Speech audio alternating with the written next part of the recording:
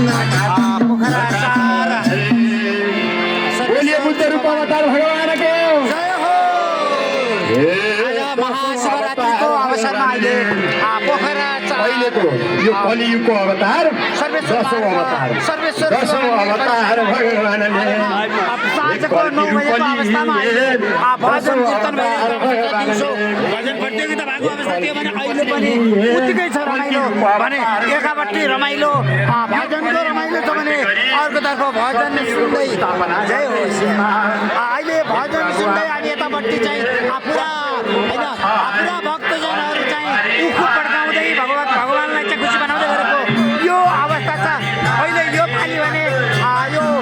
महिला बटनले अत्यन्त महत्त्वपूर्ण कार्यक्रम सम्पन्न गरेको देखिन्छ।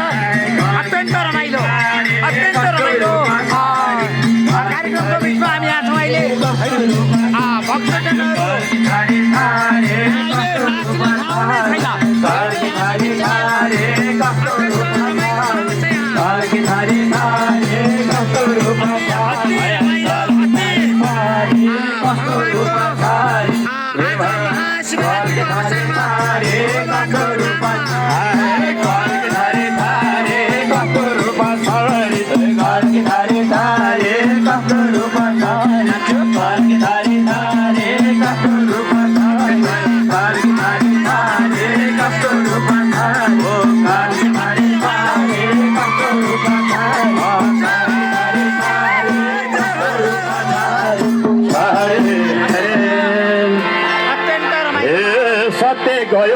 सत्य त्रेता द्वापर गयो हो कि होइन?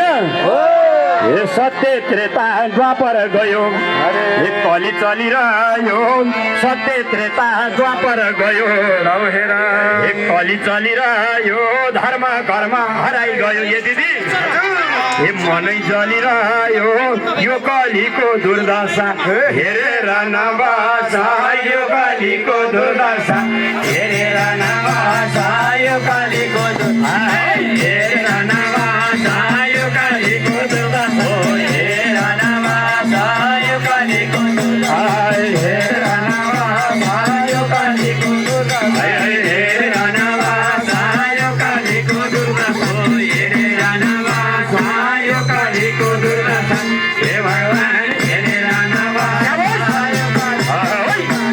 हेरेर नबसा यो कलीको दुर्दशा हेरेर नबसा यो कलीको दुर्दशा हेरेर नबसा यो कलीको दुर्दशा हेरेर नबसा यो कलीको दुर्दशा हेरेर नबसा यो कलीको दुर्दशा हेरेर नबसा यो कलीको दुर्दशा हे गुरुजनको सम्मान छैन लहराई हेर न साधु सन्त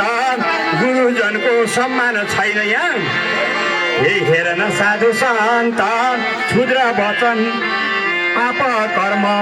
हेर्नुहुन्छ हाम्रो मन त केले यस्तो गरायो संस्कार कहाँ हरायो केले यस्तो गरायो संस्कारै हरायो केले यस्तो संस्कार हरायो केले यस्तो गरायो संस्कार हरायो केले यस्तो गरायो संस्कार हरायो केले यस्तो संस्कार हरायो केले यस्तो गरायो संस्कार हरायो केले यस्तो गरायो संस्कार हरायो केले यस्तो गरायो संस्कार हरायो केले यस्तो गरायो हे भगवान संस्कार हरायो केले यस्तो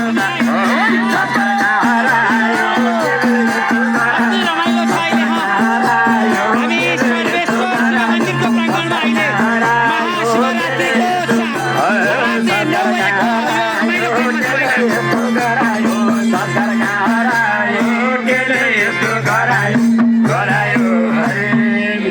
उतापट्टि भजनको रमाइलो छ भने यतापट्टि उखु पड्काएर शिवजीलाई उखु पड्काएर यो साउन्ड होइन यो आवाज शिवजीसम्म पुग्छ भन्ने मान्यताका साथ यहाँ भक्तजनहरू हातमा उखुलिएको अवस्था छ। आदि दैविक आदि भौतिक र आध्यात्मिक पापको नाश गर्ने खालको यो संस्कार होइन यो हाम्रो परिष्कृत संस्कारको क्रम सँगसँगै अहिले हामी यहाँको यो माहौललाई